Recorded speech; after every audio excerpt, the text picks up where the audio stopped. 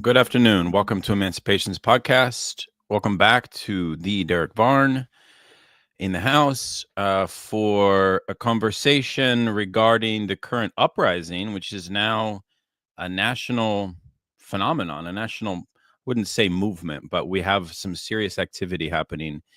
And I thought that it would be wise to bring on Derick Varn. Derick Varn is a Marxist. He is a poet, an educator based in Utah. He's been on my show twice before.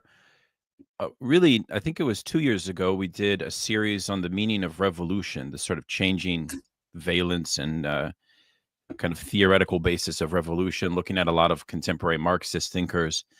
And I think today's conversation will sort of pick up. So today's conversation, we want to kind of split, I think, between theory and history, ideally. Instead of making a journalistic analysis of what's going on, there's going to be a bit of that. I thought that it would be wise for Derick to kind of give his analysis of the particular conditions of Los Angeles. You know, we have the Watts riot from the 60s. We have the Rodney King riot from the early 90s. And so part of, I think, the important question looking at these uprisings against ICE and against the repressive state apparatus are we looking at a new form of protest in the second Trump period? What's distinctive about that? What might we expect from that? How can the left seize on that? How can the left not repeat some of the same problems that emerged with George Floyd? The biggest problem being this problem of capture by the Democratic Party and the corporate apparatus. These don't seem to have, maybe they're not as vulnerable to such capture, although that is definitely a question that I want to raise with you, Derick.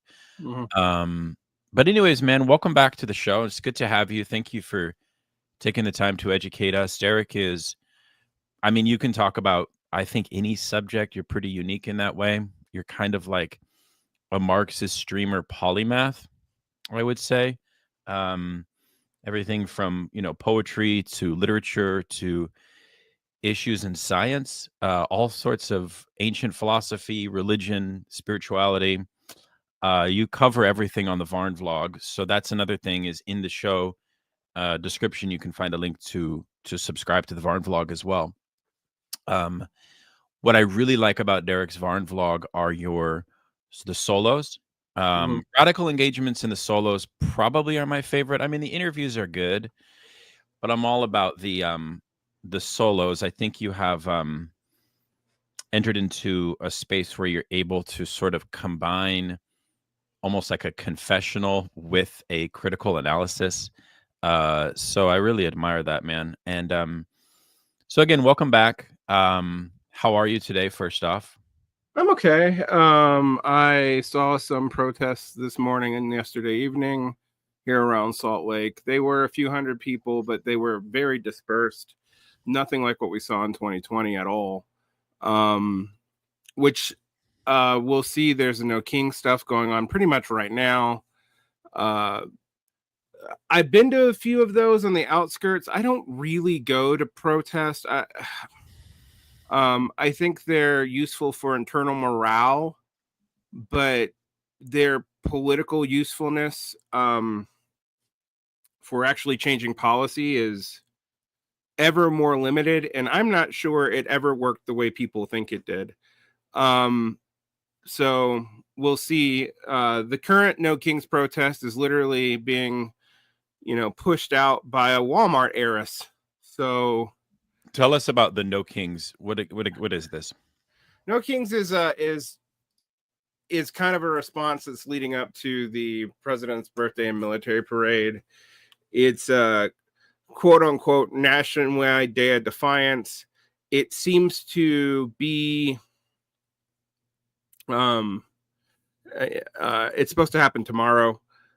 It seems to be aimed at being something like a more gray-haired version of what we saw as the resistance protest of 2016, 2017. I got it. Yeah. It is happening concurrently to protest and solidarity with the stuff going on in LA. And I think that that's interesting. Public opinion is pretty divided on these. The No Kings protests actually have a higher polling ratio, although not above 50%, than the LA the LA events, let's say. To call them riots right now actually seems a little premature. There have been riot-like aspects to them, and they're definitely not peaceful protests in quotation marks. Right. But they're nothing on the scale of the Floyd uprising or the LA riots or the Watts riots or the Chicago riots. There hasn't been, or even the first round of Black Lives Matter riots in 2013, 2014, which we've all forgotten in response to like Ferguson. Maryland and Ferguson and the other Right. places in the upper Tidewater and upper Midwest.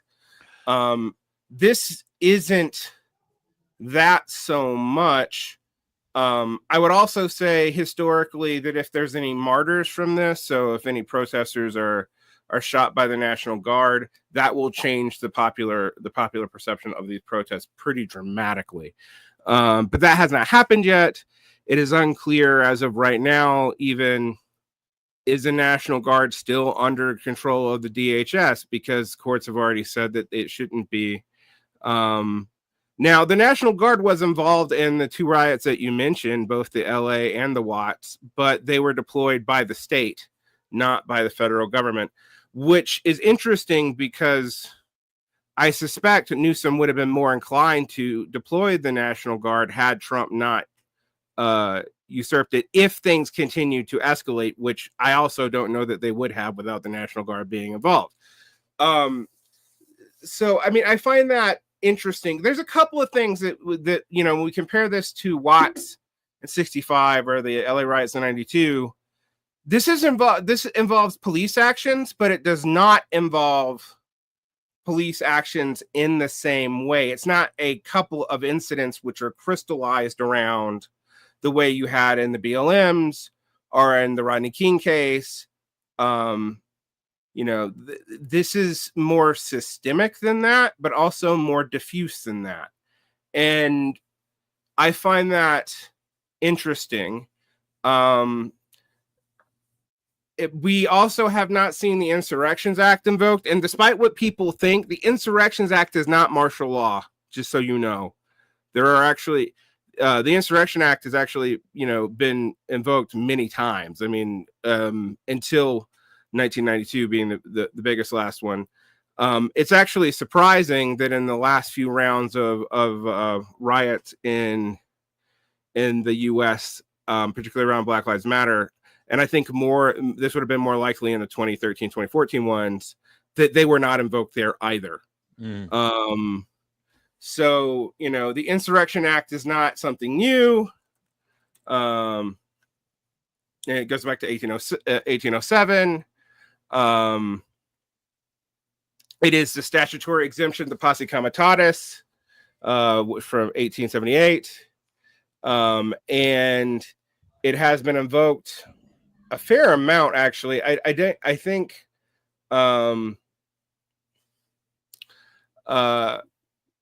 let's see, 2006, 1992.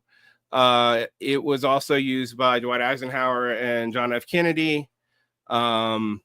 It was used in Hurricane Hugo in 1989. But it really hasn't been invoked that much since George W. Bush didn't invoke it after Hurricane Katrina in 2006. So yeah, it's interesting that the war on terror invention of DHS, which ICE is sort of offshoot of, Occupy Wall Street at a moment was actually designated as a terrorist movement. Yep. People actually forget that. And so part of what I wanted to do was talk about the history of protests. We use the word riot, And I think that it would also be useful to create a taxonomy of riots. I've done a lot of research. I was actually at one point very intrigued by the history of protests, was considering making a film about it. Couldn't raise the money for it, but I did a bunch of interviews with philosophers that were theorizing the return of protest movements. And I thought also, Varn, it might be interesting to show you a clip of a particular interview of a Marxist poet and theorist who I think Joshua Clover. Yeah, you're familiar with Clover. Yeah, the late Joshua Clover. He just died a month ago. He just died, yeah. So I was sort of following Joshua around for half a year, reading all of his work right when he was writing his book, which was actually very well researched and very interesting book called Riot, Strike, Riot. Which I tore apart. So anyway. Yeah. So anyways, we can tear Joshua's stuff apart if that's where we want to go. Although I think it's also at the same time useful to understand the currents of communization theory and world systems theory and value form theory and like French ultra leftism that he's being influenced by, because in a certain way, when protest movements pick up, like what we're seeing right now in Los Angeles and now around the country, I do think that the left turns to these models, to these theories. And so I think it's helpful to elucidate them, because at the same time, Derick, there's also a sort of question in Marxism, I believe, which is sort of how does one face forms of struggle that don't fit our calculus as an adequate form of struggle for the type of liberation or the type of subjectivity that we're interested in liberating, right? And so in a certain way, you could think almost of the riot of spontaneous protest as like a gadfly, meaning it's like a fly on a horse's back that the horse can't swat. Like it or not, there is a danger and also a kind of revolutionary undercurrent, meaning that when these actions take place, they are unpredictable, and they do represent a confluence of extreme alienation, a form of dejection. In some cases, you could even say immiseration, right? I mean, in 1992, Mike Davis called the Rodney King uprisings the first postmodern bread riot. There was 18,000 people thrown in jail, right? And even though Rodney King riot started off as a so-called race riot, quote unquote, one of the things that Mike Davis argued, and I thought this was interesting, is that the outcome of the riots led to a peace treaty between the Bloods and the Crips, and actually formed a type of solidarity interethnically and interracially in Los Angeles.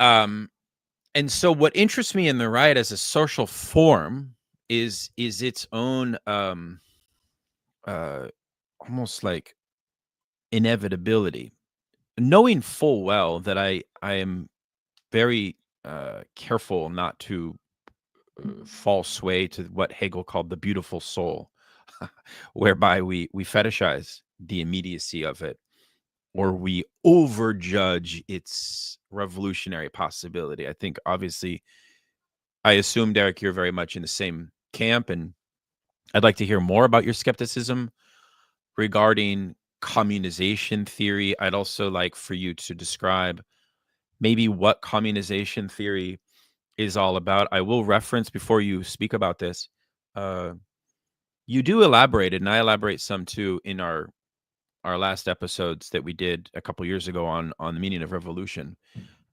We touch on it. I think on the Varn vlog, you've talked about it a bit.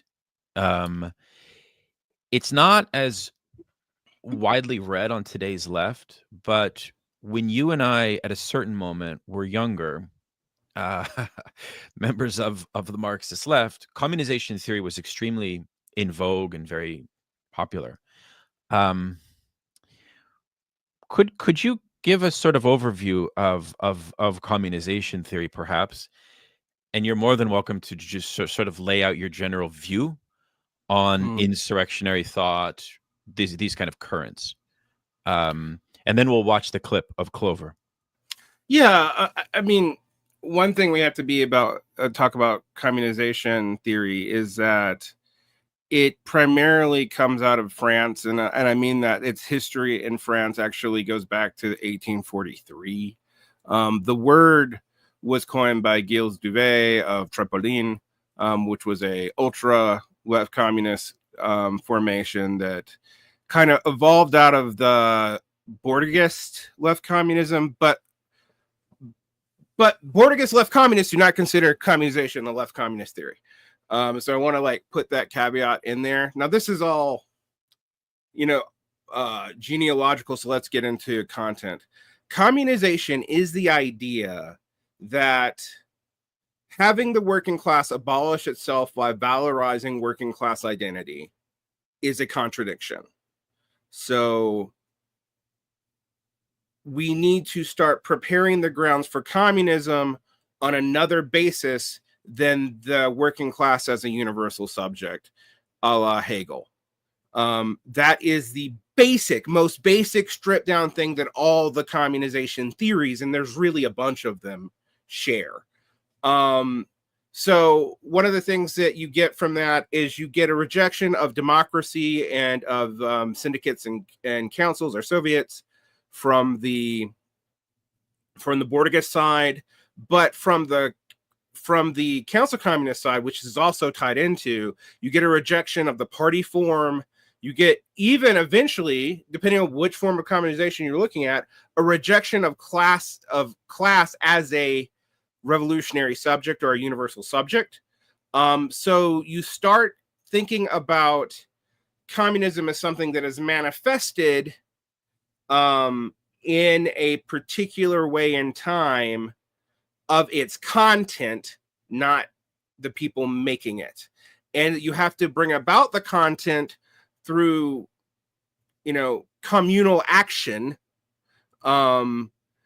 when things break down. How the division between different communization theories is whether or not they're Marxists or anarchists. So the Marxist ones, Duvet, Theory Communiste, and later on Endnotes. Prior to Endnotes, Aufhebung was another collective that was a communization collective on the Marxist side. And I'm going to put Marxist in a little bit of quotation marks there. And then there is the anarchist side, which is represented by more insurrectionary anarchists in France, almost solely in France. That's Tikkun, that's the Invisible Committee, and that's the host. Tikkun and the Invisible Committee can take responsibility for repopularizing communization in America. And actually, that goes back to Glenn Beck. I've been writing an article over the last year and a half on how Bourdieuism was revived outside of its party structure. So the Bourdieuist parties have been around, but they've been tiny forever. The International Communist Party and the other International Communist Party and the International Communist Tendency, etc. They've been around since the 50s to 70s, depending on which one we're talking about.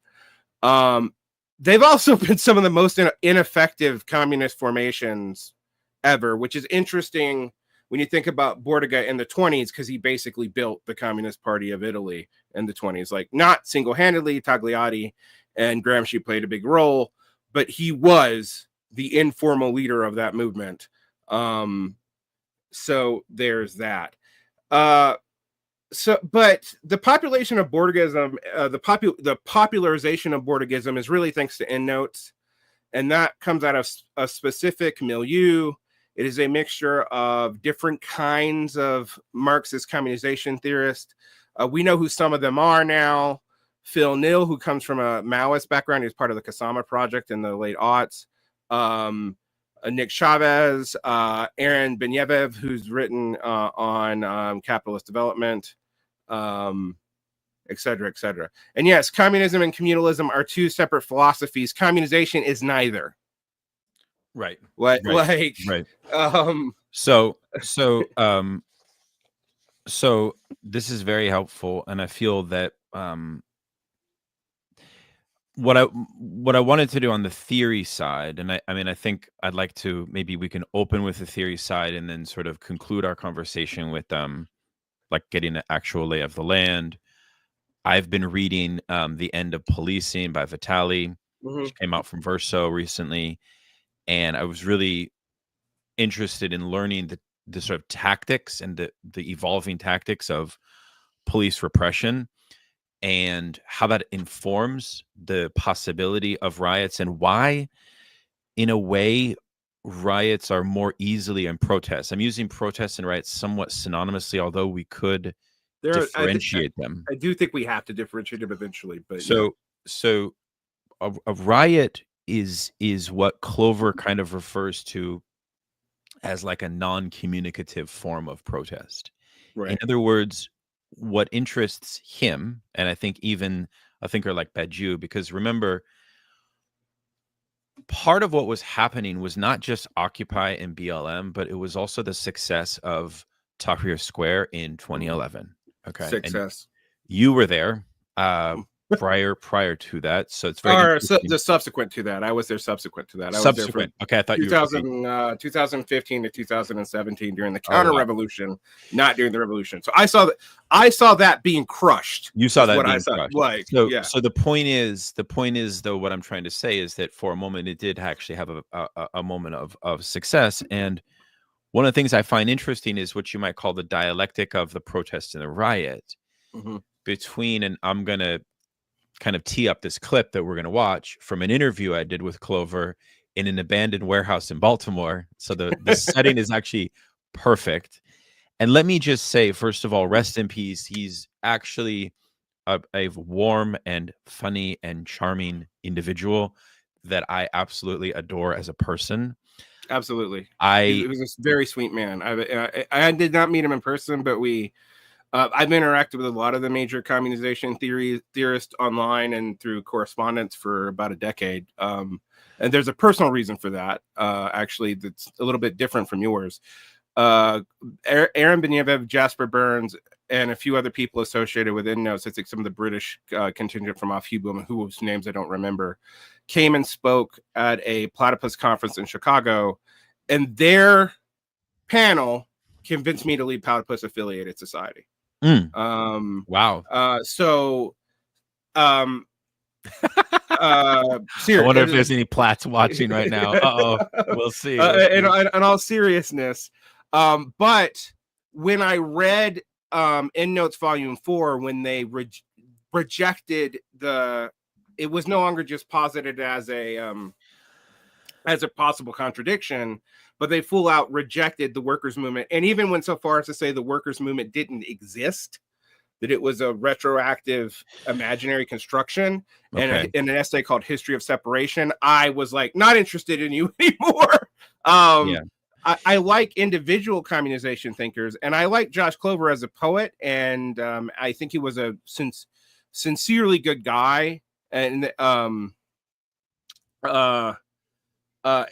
I thought Riot Strike Riot had some interesting observations, but he did the thing that Deleuze and Guattari do, which is to take the MCM circuit and apply it to something completely other than money and use that to make a historical argument, which I am super skeptical of, that appropriation of Marxist economics as a method of logic. Yeah. Well, I mean, I think that's interesting. I have my own criticisms of the Clover Riot book, but one thing we should just say, just for clarification for everyone listening, is that, there's a lot of schools of Marxist thought that are blended into this book, and in that sense, on the one hand, you have E.P. Thompson and the notion that a riot is a contestation over the price of market goods. On the other hand, you have a periodization from Arihi and world systems theory, which argues that we are in a periodization after 1973. That means that the locus of class struggle has moved from factory and production into circulation. So he makes a strong, qualified claim that the hegemony of struggle, right, and its possible representation, right, will no longer be within the strike form, and that's what he calls riot prime. So riot prime means also, and this is somewhat forced, perhaps, or reductive, perhaps. Reductive in the sense that once you do have labor struggles, the whole theory somewhat collapses, right? Mhm. And obviously a lot of social democrats are going to be very uncomfortable with this notion that the locus of struggle is outside of the sphere of professional capacity to represent that struggle. In that sense, Clover has some solidarity, and there is quite a lot of reference to Guy Debord, okay, in this situation, for sure, in the sense that it's about a kind of elevated contestation of the spectacle, and it's about the intense extension of riot activity leading to a commune, right? Which at first blush paradoxically sounds utopian, if you think about it.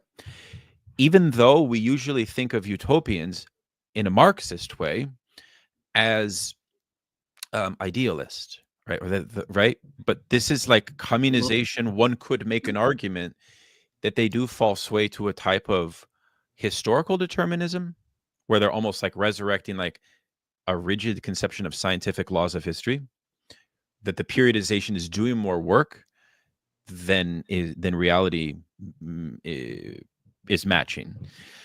So in the clip I'm about to show you, you'll see what I mean. Clover articulates the two types of riots, and he makes a strong claim that we are in an age of riots. Okay, so is it okay if I throw the clip on now and then just throw it? We could talk about it because let me throw it on.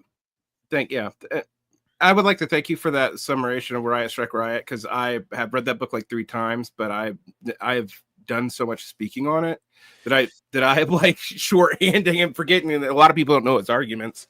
Well, I mean, I feel that, one of the things he says that I think is insightful is that, social democrats and let's say moderate socialists, we and they, whatever have you, that's the interesting thing about you and perhaps myself, is that I'm much more ecumenical, I think, than Clover is as a Marxist. That's a whole other story. But he says, look, guys, like it or not, strikes in the modern period have also had violence. They absolutely. Right. And so never forget that. So here is Clover himself. Riot, or who feel committed to the riot or engaged with that. Oh, sorry, I got to start it over. My bad. Here we go.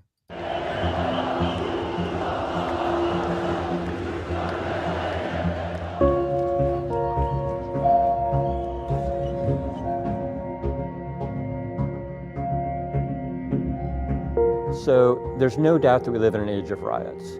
The global restructuring of capital, the global class recomposition, we've already seen this increase in riots, and that's going to keep going, and that's, I think, something we can be sure of.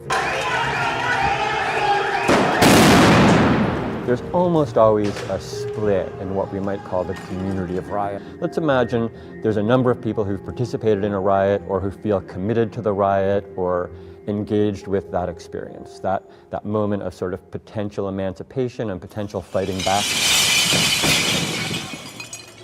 So if I think about what happened after Michael Brown was killed in Ferguson in the summer of 2014, that was an extremely sustained riot, an important moment in the trajectory of what we now call Black Lives Matter as a movement. And there was a classic split. On the one side, you have people, and maybe this is stronger at the beginning, who are committed to the riot as a practical activity. Let's say actually fighting back against cops, destroying state power, actually looting stuff, which people often think is like a strange, terrible exception, but the long history of riot is looting from the get-go. It's the most traditional riot activity. So looting, destroying the power of the state, making your neighborhood inhospitable to people you don't want to be there, these various practical activities. And then there's the side that gets more committed to a kind of communicative track, who wants to generate support and engagement from people who are probably tuned in via various kinds of media, wants media support, wants a kind of sympathy, engages in a kind of respectability politics, turns toward more kinds of passive resistance and civil disobedience. They often take the Martin Luther King position, who has offered one of the famous statements that people often want to use to justify a riot, which is that the riot is the language of the unheard. And of course, this is a lovely sentiment in various ways. It's not paternalistic, it's not dismissive, it's not, oh, terrible disorder. So one wants to be sympathetic to King's position. But I also want to be a little bit hesitant or skeptical of it, because it does aggressively insist on the riot as a communication, as a kind of language, as needing to be legible, as needing to be heard, as trying to persuade. And I don't think that's the truth of the riot at all. The government isn't able to offer in the way they used to. Historically, in fact, as economies decline, you get greater and greater concentrations of wealth. In general, I don't think the state has the deep pockets it once had to buy off the riot. And as a result, the communicative side, which wants to get bought off, that's always been its goal, is less persuasive. And so that sort of route for social energy or social antagonism to get channeled into after the period of open riot is now a little bit foreclosed and will be increasingly foreclosed over the next 5, 10, 20 years. Okay, so two forms of riot, communicative and practical, and a strong claim that the kind of old Fordist social contract, which is kind of an interesting claim if you think about Watts, because they had this thing like the Kerner Commission that did a study as to the causes of the Watts uprising in the 60s. And it was LBJ that commissioned it. And it was like, oh yeah, everything was caused, lo and behold, by racialization and racial tension, but really it was poverty. And like, so all of their all of the proposals revolved around welfare service enhancement, which of course never went fulfilled.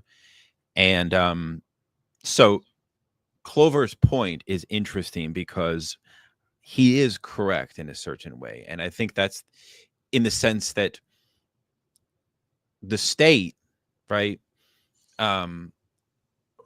even if the riot is seized by the liberal apparatus, is no longer in a position, if it ever was, to satisfy the underlying material dimensions that drove the riot in the first place. So that's one point I would say. And I want your thoughts in a second. But the second point I would say that interests me here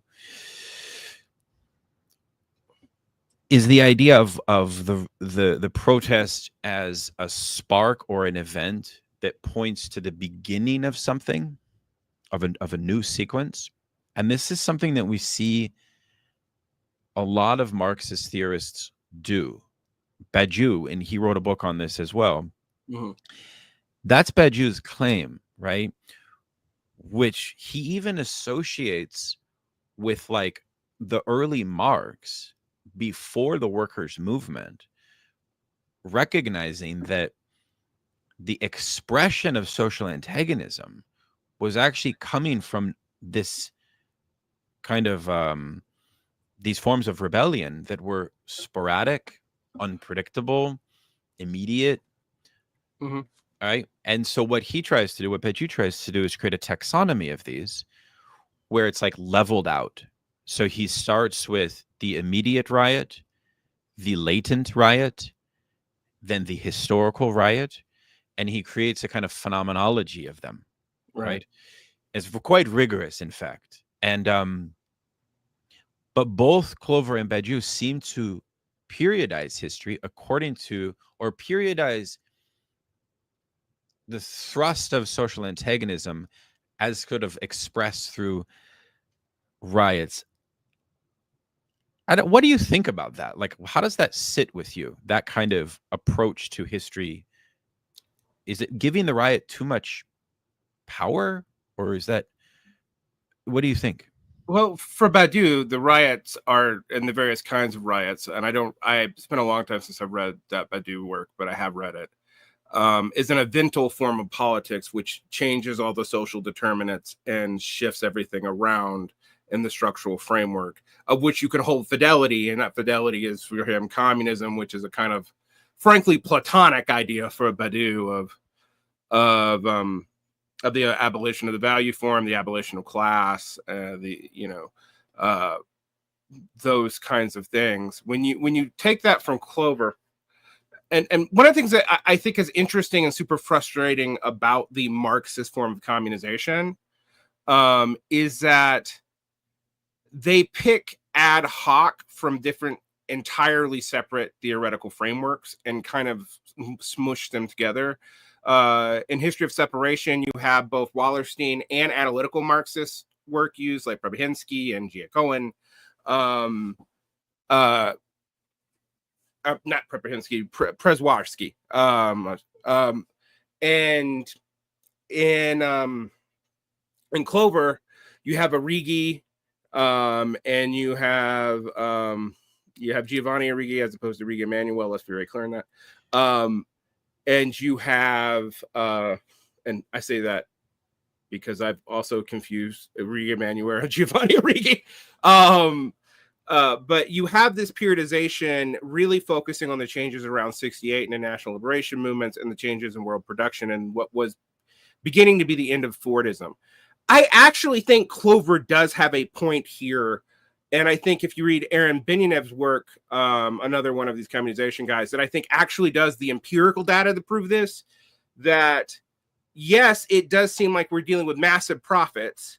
But if you look at profit per unit and the organic capital that goes into that, so the amount of fixed capital that goes into production. And for those of you who don't know Marxists, that's machines and automation and AI and all that, that's increased dramatically. Profits on commodity production have decreased dramatically, which is why everything is seemingly heading towards like rent forms and rent farming, which also involves a stronger and stronger state. But ironically, the state is weaker and weaker and less provisioned as this happens, right? Like that's Benyanev's point. And I think Clover is kind of glossing that. And I do think that's true. There's less ability to buy off the riot. If we weren't talking in communization theory, let's say we're talking in like classical Maoism, there's less ability to make labor aristocrats more willing to cooperate with the bourgeoisie everywhere. You know, this is Samir Amin's thesis after the 1970s. And so you will see general proletarianization of even fields that we consider super highly skilled and removed from the proletariat dynamic. Today, that would be coding. In the past, it would be like high-end mining. Those kinds of things are being disciplined by the bond market. They're being disciplined by AI. They're being disciplined by fixed capital inflows. And I think that's true. Yeah. Now, when I look at Clover's two frameworks, though, there's an implication there. He says the communicative riot, which is really for him a kind of protest emerging from the riot that wishes to concretize the riot into the narrative framework and to be bought off, both in the case of like BLM, literally, you have millionaire BLM people. What's the woman who lost 2 of her 3 houses in the LA fires this year, who is a bit like, but also metaphorically in that, like, we're going to ameliorate class antagonism with the welfare state. Now, this is immiserationism.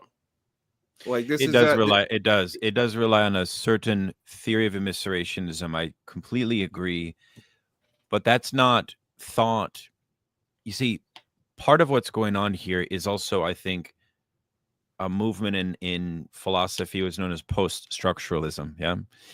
And one of the ways this appears is this idea that Badiou argues is that the traditional theory of revolutionary agency that came out of classical Marxism relied upon a theory of class as transitive to structure, meaning that we have a kind of rational knowledge of the type of agency that we can, with some degree of predictive power, recognize based on logics of political economy and economics in particular, and economic relationships to labor and to labor power, okay, and to the wage.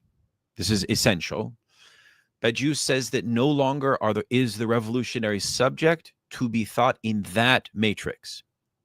This is partially also why we are talking for Badiou as a political subject. Political in distinction to economic. Political is almost doing more work than this form of subjectivity that used to be privileged by Marxism. And so this idea that there's a loss of a kind of capacity for the theorist, for the Marxist, to think revolutionary agency amongst the class as an economic relation, that is at the heart of this kind of idea that we have a fundamental unpredictability as to what social agency will emerge. And this is where the riot becomes almost like this unpredictable guide to where we want revolutionary antagonism to head. And in that sense, it sort of feels like this kind of evental theory in a certain way. And I'm not sure how to make that. I'm not sure how to construe of that anymore. One thing I will say at the same time, though, Clover argues that the race riot, what we call the race riot, which has a long history in the United States, stretching back, really starting with Chinese immigrant labor and the movement west. It also has some expressions like, the Astor Place riot was an ethnic riot, and it had a kind of comedic dimension. It's one of the largest riots in the 1800s. It was actually sparked by a debate about, or a kind of a fight amongst, I think, what was it, like Italians and Germans over their favorite Shakespeare actor. And it like spilled into like a violent riot and people were killed. So there's a long history of riots having a seemingly arbitrary spark, but the representation of what they're actually about, the substance of what they're actually about, is actually better indexed to things like immiseration. Now, if you look at the class composition of where the current uprising in LA emerged, and you look at the median income, and you look at the economic conditions of I'm talking about the neighborhoods where this emerged, this is an extremely lower class, working class, sub-proletarian context, without question. Right. This is a lot of informal economy work, even. Absolutely, right? So while I'm not committed to a kind of valorization of the immiseration thesis, or the in a strong sense, we can't deny that something like this is at work here, just as it was in the 90s, just as it was with Watts.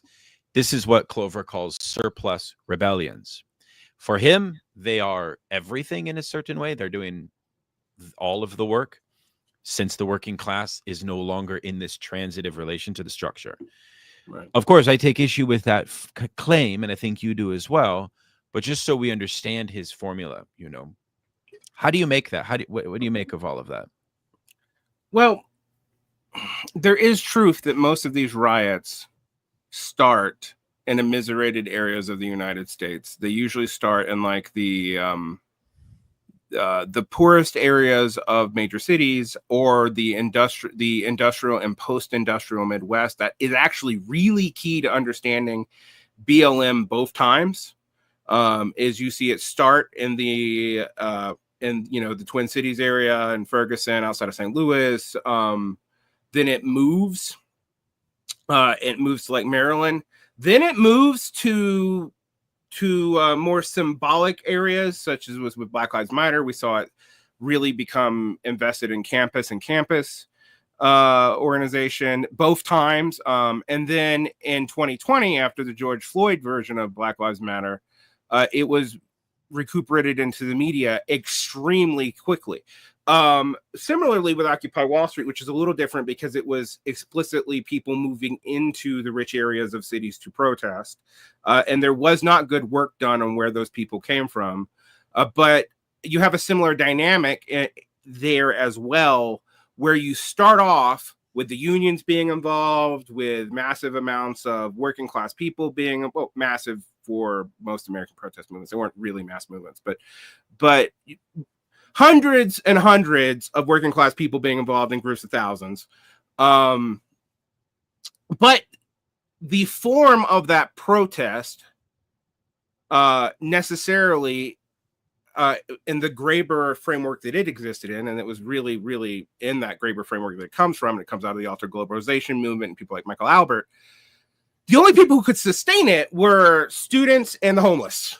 So it became a weird but really normal thing of what we might say the lumpenized and the professionalized, both of whom do not have, not that they don't have work to do, but they don't have social responsibilities beyond work that also tie down their leisure time. They become the only people who can maintain this. One of the things between Clover's view of this, of the practical riot, and the Graeber view of the occupations are the point, and there's nothing beyond that, is that communism is manifested in the event of a riot. And for most communization people, I didn't get this from Clover as much as I got it from Jasper Burns, and I got it from Jasper Burns directly to me because we were arguing about it once because I vaguely accused his politics of being Pol Pot adjacent. I was being a jerk. He explains, like, no, the riot itself makes you act communally to survive. You have to pop up and do relatively equal things. And I'm like, yeah, but this is basically an argument of hyper emergent social formation, that the outside pressures of society will do away with any subjective condition and make you act communally. That's the communizing part of the riot. That's where this comes from for Clover, for Burns. I won't say it comes from that for all communizers. Theory communists, for example, think it's going to be the ecological crisis. There's other various crises that emerge for communizers, or some of them think they have to be more intentional than this. But I would say that it suffers from what I will put colloquially and maybe less theoretically rigorously than you would, but the working class or reality thinks like me, in that it assumes that subjective conditions don't matter, or they are predominant. So you can either take the hyper-voluntarist reading or the hyper-determinist reading of communization, and both are readily available for you. But there's nothing like a Lenin schema of objective and subjective conditions aligning. Now, to go back to where I think Clover's right, though, there are more and more people pushed into informal sectors of the proletariat. I would not call them lumpenized, because in Marxist day too, most employment was informal. And so that formal informal distinction for who counts as part of the working class, whether or not you're formally giving a wage or whether or not you're a day laborer, is a distinction that barely existed in Marx's time. It emerges during the Second International. And that was why, like, figuring out who the lumpen was for Marx was actually a big problem. Like, he has that list in the Brumaire. But if you actually read his letters, he has all kinds of speculations about, like, a true lumpen and a quasi lumpen. And honest. My favorite is the honest. The honest lumpen, so-called, like, which he meant like service workers and people who were super precarious, what we might call the precariat today, but who were not engaged in exploitation of the community, aka criminal acts of direct extortion. So, that distinction was something Marx was struggling with. for us, what we see is we have formal petite bourgeoisification of a lot of the working class, but they're not really petite bourgeois. They don't really own their own means of production. You know, so I normally think like a petite bourgeois is a person who owns their own means of production and may or may not employ like one or two people. Right. And they're not hyper exploiting the people they're employing. Right. They are exploiting them, but they're not hyper exploiting them because they're really close to them. But their working conditions and whatnot are often worse because they do not have the capacity to provide good working conditions. That's a petit bourgeois problem. And the petit bourgeois people tend to be proletarianized. When we talk about the PMC, I think this is not a thinker I normally agree with, but Christian Parenti made a very good point about this, that there really isn't a professional managerial class in and of itself in the true sense. What it is professional petit bourgeois being forced into wage relations, but as compensation for being forced into wage relations, getting protections and cartelizations from the state. But we're seeing that being undone. Like doctors are being proletarianized even without the labor aristocratic like barrier that they used to have, unless they're hyper specialists. We see, you know, AI is aiming at that. AI is aiming at coders and other quote high skilled, high capture areas where there was exploitation, but the exploitation by the, you know, tech oligarchs was relatively low. It was there, but it was relatively low. Yeah. Because we are witnessing what I would consider management threatening and rhetorical posturing about the automation of creative industries as a response and a reaction to a perceived sense that the Trump coalition is basically has basically identified a scapegoat logic for the discontents of their own base, which we need to be very careful, because I think a lot of liberals would probably be happy to say, yeah, the Trump base is like the working class. And I think here it's where Marxists can help to clarify that actually, from the standpoint of the primary sort of thrust of demands of the Trump coalition, there actually really is, there's no argument to be made that it constitutes, if anything, if there does have an element of a working class interest, part of the Trump coalition, it itself is succumb to what I would consider a kind of manipulation, a deceit, a raw deal, right? And a resentment politics, right? So in a way, what we've seen is a series of strategic choices, largely driven by the fact and the knowledge that doubling down with ICE will create a media spectacle, which will then set off a series of events that will make the Democrats look bad. Right now, public opinion about elites and PMC is at the lowest it's probably ever been in our lifetime. That's why Trump can choose Harvard, because Harvard University has zero public support. And a lot of that is deserved. I'm sorry. It's nothing to do with Trump. Nothing to do with Trump when I say that, right? It's because the frameworks of sort of social reality that the intellectual class of Harvard has put forward have suffered from a legitimacy crisis, right? And also they've lost, like Harvard as an institution has lost its mission from that legitimacy crisis. By that I mean, how does it make its money? Does it make its money from its mission, or does it make its money from being one of the largest landlords in Boston, from having a hospital where it can get rents from the hospital? You know, like there is such an expansion of elite rentierism. I mean, you know, when we think about this, yeah, Harvard can weather Trump's attacks because Harvard has a massive endowment. Why the hell do they have a massive untouched endowment that they're only touching now? Why it wasn't used as part of their mission? That's pure like that's pure rent accumulation. But it also shows the ideological manipulation of the working class element in Trump's base, because it represents the fact that they are two-faced in the sense that Bannon went to Harvard.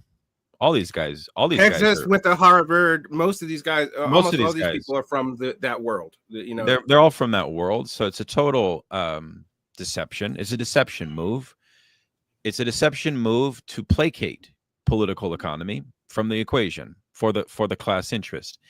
And that's exactly what the liberals want to do. So what we end up having is a kind of placated social antagonism left at, not to get too fancy, but kind of at a superstructural level, right? So there's no interest in talking about, on the campaign trail, it's obviously a different story, but what we're seeing now is a sustained campaign to quote unquote deliver on the promises of what he campaigned on.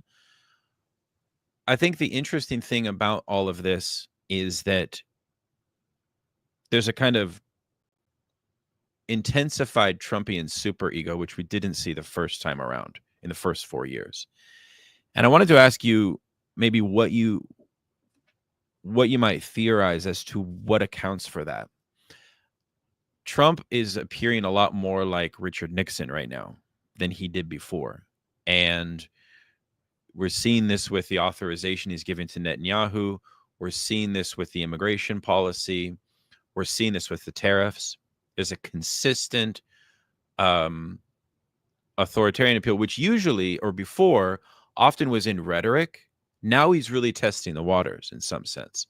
And I think we would be remiss if we didn't talk about the fact that the immigration system is a repressive, alienating system.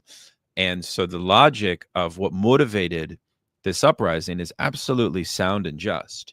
And it deserves our full solidarity. And what's going on here with ICE, I mean, ICE needs to be absolutely removed as an agency. There's no rational reason for the continuation of ICE. But again, at a rhetorical level, because it's bourgeois politics and it's a racket, the Democrats can actually do more damage with ICE, but they have no interest in making a scene about that. So why does Trump now have this interest to not only make a scene, but to actually do stuff that is actually harmful in a way which is way more intense than before? What's your take on that? Well, they don't have a lot of policy victories under their belt, in a very real sense. I also think this is a spectacular assertion of nationalism in the state at a time period where nationalism in the state is harder to maintain. That is not an American-only condition. We see that all over the world. But we've seen most of these nationalist policies fail and capitulate to globalism, in quotations, over and over again, even in places like Orban's Hungary. But definitely like Meloni's Italy. Are they an anti-EU, anti-UN bloc? No, not at all. Not in reality, not when they came to power. We have also seen that the global infrastructure is cracking. So there is another objective correlate here. The moves towards massive international supply chains are hyper fragile. They're super centralized, but they're hyper fragile. Anything that sets off between states can break them. And sometimes states can compensate easily and sometimes they can't. Like we saw this with the formula breakdown about 3 years ago. We saw this with the potential for North Africa losing most of its bread in the Russia-Ukraine conflict. We have just seen the internationalist, capacity to do these things break. But what are we moving towards? I like to ironic. People call it post neoliberalism. I call it neoliberalism in one country as opposed to neoliberalist internationalism. And these removal of competition makes it look like you're making the working class stronger. But what else is Trump doing? Is enabling the tech sector to further try to crunch. Now, whether or not it's going to be successful with AI completely is unknown. I think it will be partially successful, but I don't think it'll ever probably be able to replace all workers. But it's going to reduce most of the labor aristocratic or PMC power. And a lot of people aren't crying about that until they think about the results of that, because it is not going to lead to a stronger, productive, traditional working class. This is where Benevev's really proved this. The organic composition of capital means, and this is a stat that I've also got from bourgeois politicians, that it takes about 15% of a factory of a factory workforce of the 1960s to operate a factory now. So where it would be 1,000 people, it'd be like 150 now. And some of these factories can be dark, meaning there's like 10, 20 people working in them, and they're doing the output traditionally associated with 1,000, 2,000 people. Yeah. This isn't just happening here either. It's happening in Africa. It's happening in China. So this actually increases the labor reserve army of capital on the one hand. It also satisfies Clover's class analysis of the riot as the kind of social form of antagonism that will, with some degree of predictability, remain constant. Yeah. Again, that doesn't mean that we then have to ironically, those strikes would be easier right now. If the workplaces were organized, you need less people to pull off a successful strike than you historically would have needed. Right. But what I'm saying is that Jason Smith, in his book Smart Machines, I think proves that full automation, he kind of convinced me that fully automated luxury communism is kind of really silly. I don't think it's possible. That's what he says. He says it's not possible, but what we will have to deal with is what we call structural unemployment. And, that has a whole cascade of effects. Crisis of dignity, the incel phenomenon, feelings of inferiority amongst men mostly, but across the board, sense of aimlessness, nihilism, social violence. Yeah. Structural unemployment produces the conditions for psychopathological violence and things like riots, right? Yeah. And it does. And therefore, it deserves our attention, right? So, well, here's the thing. Like, we can go through, I mean, we're talking about Clover right now. Marxist humanists had a version of this. Riot as precursor are preeminent conditions for revolution. They talked about it specifically a lot during the LA riots. That was kind of their high point. For those of you who don't know, that is people around now, the Marxist Humanist Initiative and the Marxist Humanist International Organization. What are they called again? The Marxist Humanist Initiative. How are you? Good to see you. The Marxist Humanist Coalition they hate each other, actually, since they coalition. But Ruda Donetskaya's heirs are split up between the International Marxist Humanist Organization with Peter Hudis and Kevin Anderson. Yep. And then the Marxist Humanist Initiative, which is basically Andrew Kleiman's thing. They, for example, even took a hard line against Bernie Sanders and people who would not stand, who were pushing class because he thought they would lead to bad economic politics. But also, they think that what Marx means by the advanced parts of the proletariat are the most oppressed, not the most exploited. So it's the Black community, it's women, and that's the Marxist humanist narrative. And so they also valorize these riots as a potential for a more traditional Marxist notion of revolution as a communization. So again, we do need to give an account for the confluence of race riots, because they do express the political economy of surplus populations without question. That doesn't mean we need to adopt the immiseration thesis and a strong theory about the new proletariat per se. I think what it means is that from the Socialist Party standpoint, or from the desire to build a socialist party, having that kind of knowledge about social struggles and the sense that the structure will predictably generate such struggles is very helpful knowledge to have, right? Sociologically, historically, it's very helpful to have that. I think the problem is that there's a poor theorization of the meaning of the party in communization theory. There's no where, theorization of the meaning of the party. There's not a poor one. There's none. well, I think, as far as I understand, doesn't Jasper Burns actually hold to a theory of the party, but as a kind of an expression of generalized revolt that that is Burns uniquely.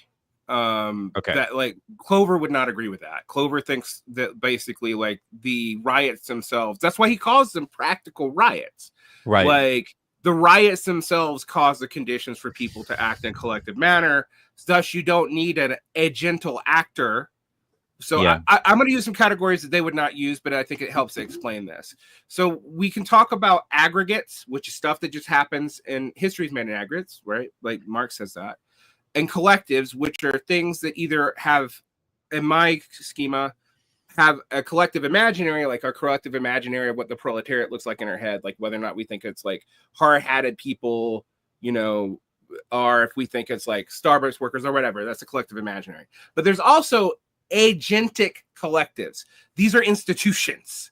So they have formal organizations that allow groups of people to act for themselves, Right.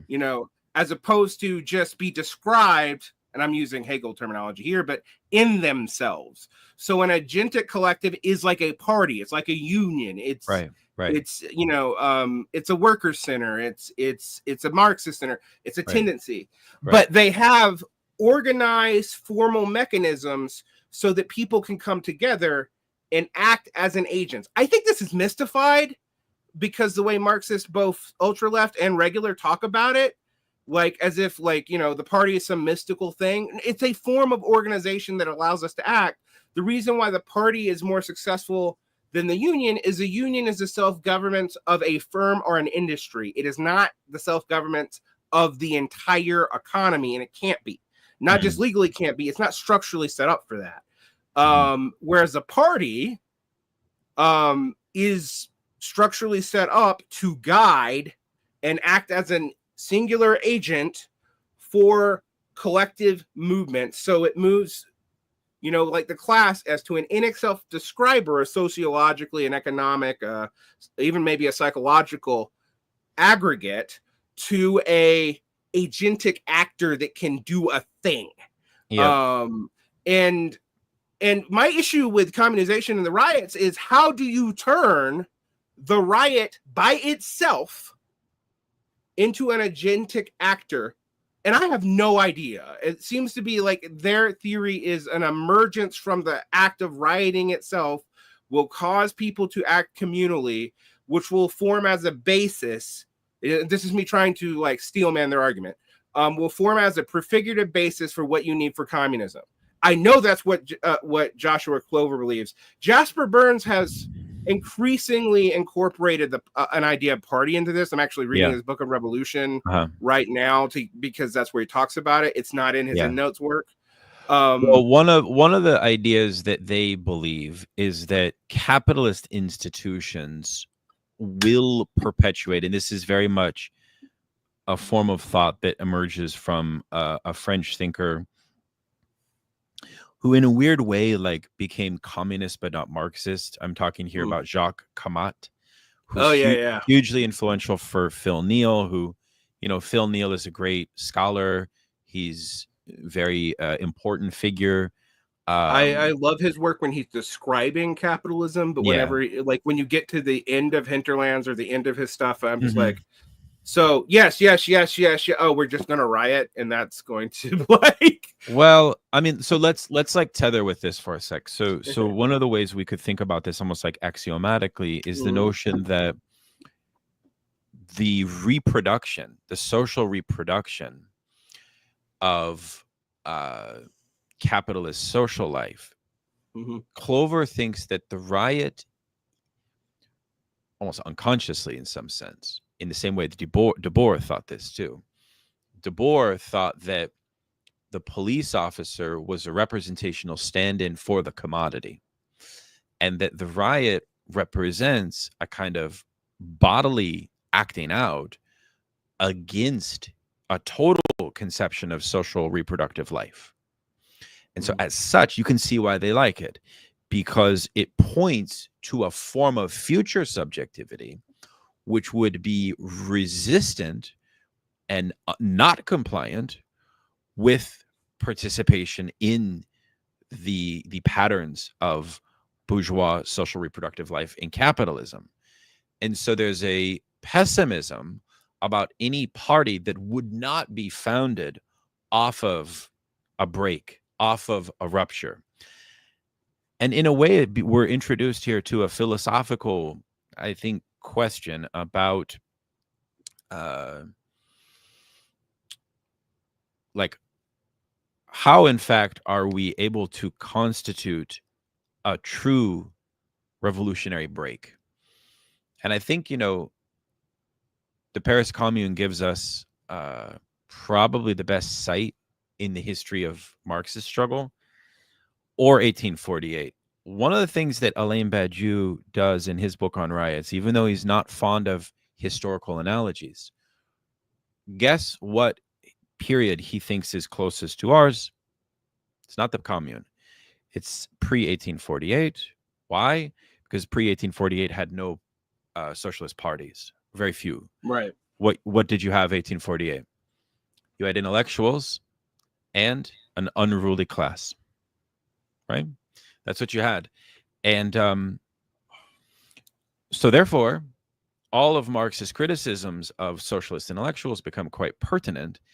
And the means by which socialist organizations created or launched or founded themselves also become pertinent. So I think we'd have to ask, what kind of organizational form is built off of insurrections, is built off of riots? Now, here we can look at Bifo, Franco Berardi, the Italian post-autonomia. Very, very inspiring thinker. Just by inspiring, I mean like the way that he talks is a joy to listen to. If you read his book on poetry and finance, it's actually very interesting.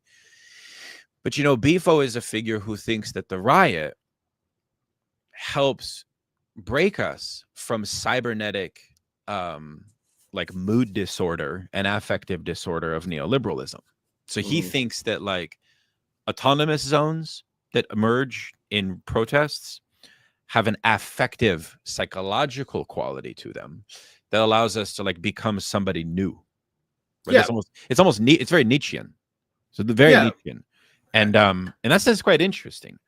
But again, because we're dealing with subjectivity, we have to also bring in like an ethics, I believe, because the danger immediately emerges around fetishizing this form. And frankly, the difficult but yet real conversation about how the middle class subject will fetishize this form. Because I live in Washington, D.C., and thousands of people were just fired. Not one of them took to the street. Not one of them took to the street. So in a vulgar Marxist sense, like some of these things are true. Like, yeah, the ICE shit took place in LA in a poor pocket. That's a materialist fact. You know what I'm saying? It is like BLM emerged in a post-industrial in Ferguson for very particular material reasons. The black population was being fucked over through ticketing. Clover shows they got all of their revenue from lowering the taxes on the middle class homeowners and increasing the securitization and the policing of the black population. This led to a spillover, right? But they were doing that to increase the revenue of the local city, right? That's what Neil calls, like, you know, the hinterland. It took place in the hinterland, right? So can I break you up for a second, because you're stacking paradigms. Please. So one, I believe you're referring to the Uprising by Bifo, right? That's the the subtitle is Capitalism and Poetry, or Finance and Poetry, I think. Yeah, Finance and Poetry, which is a good book, but I do think Bifo lacks the ability to even believe that the general intellect is privatizable. And that's something I think neoliberalism has tried to do, is privatize the general intellect through the internet. Maybe you could explain. Maybe you could explain a little bit more about like what that means for listeners, if you don't mind, because again, Italy had its own 68. I think in 1973 was their uprising, and as I discuss with my I forget his name right now, but Nietzsche comes into play huge in the uprising, maybe even more than in France. And so Bifo is marked by his own post-autonomist, left Nietzschean, ludic, Dionysian love for rebellion. And anyways, we can talk about Bifo, but maybe you could introduce General Intellect and that book and Bifo a little bit more. Yeah, so I mean, Bifo comes out of Uprisings and Autonomia,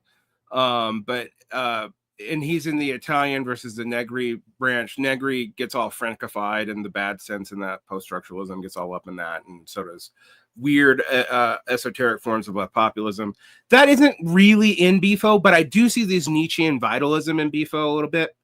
But let's go to what the general intellect is before I talk about how Bifo conceives of it. General intellect is an idea by Karl Marx that comes up in the Grundrisse, and only the Grundrisse. It is not in Capital.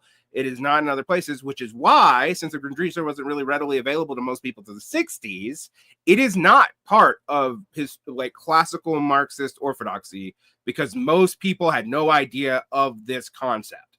But what is it? All right, so part of the forces of production are also relations of production, and people forget this, but like how we structure class and the relations within class materially affects the forces of production and is in a feedback loop with it. It is not just in, if you think about this metaphor, the relations of production are like the I and the yin yang, and the forces of production that are subjective, right? So how we conceive of our legal relations as class subjects, who we are as a class, what we think about that, and what we actually are, that is the relations of production.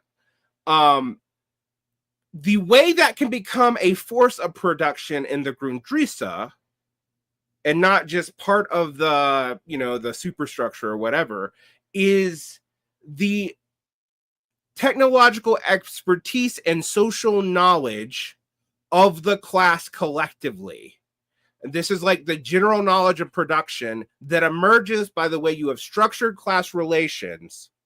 That is the general intellect. And this is really important also in the fragment on machines. New Left loved this, but so did the Autonomy and Apparismo in Italy.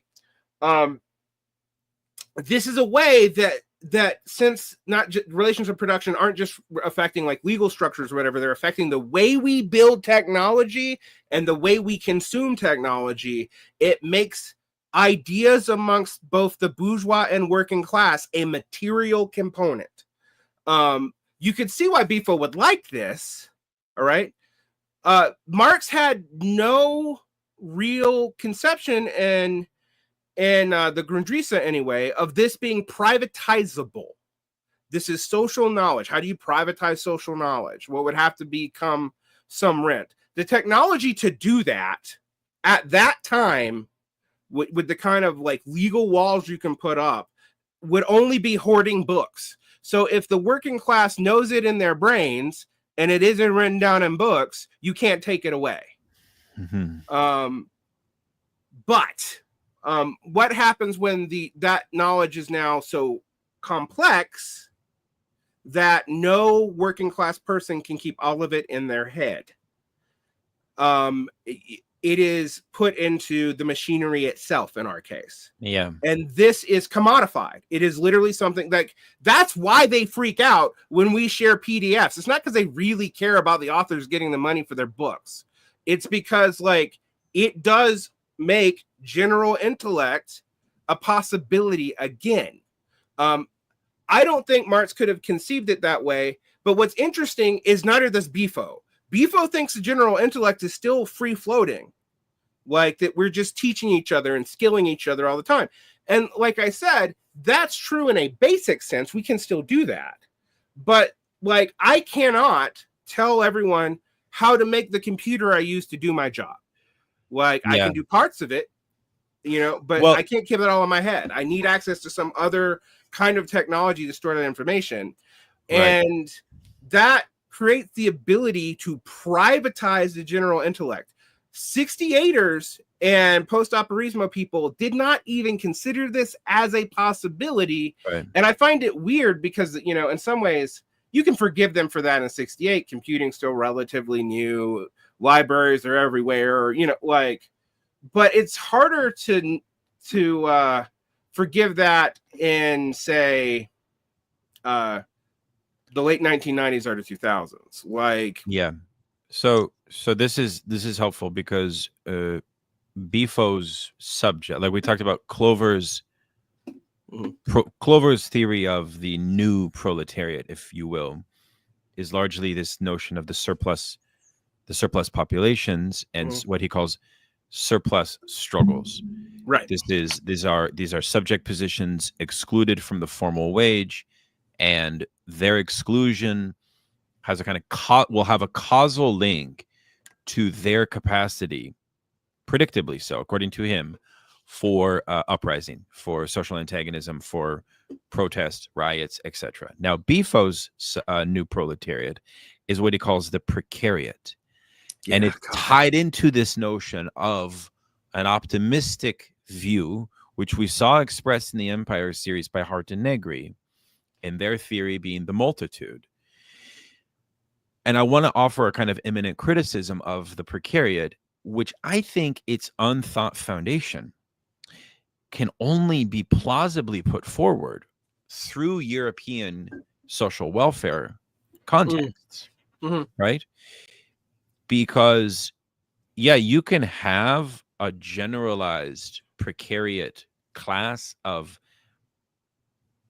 like downwardly mobile, what we would call PMC, combined with middle class elements that will have the leisure time available for contesting forms of social power, state power, etc. And so their position, it's a very 68 position. If you see my interview with Jacques Rancière, he holds the same view, which is, what did we learn in 68? He says, we learned that the means by which to challenge capitalism is to constantly expand the strategies and the means and the class positions involved with that. It's kind of, you can see it's almost a latent left populism in a certain way, in a Leclercian idea. So it's like an all-inclusive umbrella. And so the precariat almost becomes the vanguard for almost like managing social uprisings and rebellions in a certain way. And what I find very contradictory about that is the unacknowledged class contradictions that compose the precariat on the one hand. On the other hand, the notion about privatization of the common and intelligence and all of that seems to be doing quite a lot of like revolutionary work, whereby it's not clear how that's actually producing social freedom or truly contesting relations of property ownership, for example, right? So this theory of what I'm trying to say is that Badiou, Clover, Bifo, communization, endnotes, what's distinctive about these different threads of Marxist thought that we've been talking about is they all put a lot of stock in the riot on the one hand. They all come up with a new theory in a way of the proletariat, which is no longer content with this idea that the working class has an immediate transitive relationship to, in an agential way, to the structure. They're not necessarily going to say, I mean, even though Negri wrote a book, which I absolutely despise the title, and the title will tell you everything, which is he called it Goodbye, Mr. Socialism. Terrible title. Terrible title, meaning that socialism is patriarchal, it's of the past, it's archaic, it's authoritarian. Inevitably so. I mean, I think he wrote this in the 90s, you know. How's a riot not authoritarian? Anyway, go ahead. Way after Stalin, my point. Yeah. So I find it necessary to read this material. I think that they are thinking through protests and riots in interesting ways. But what is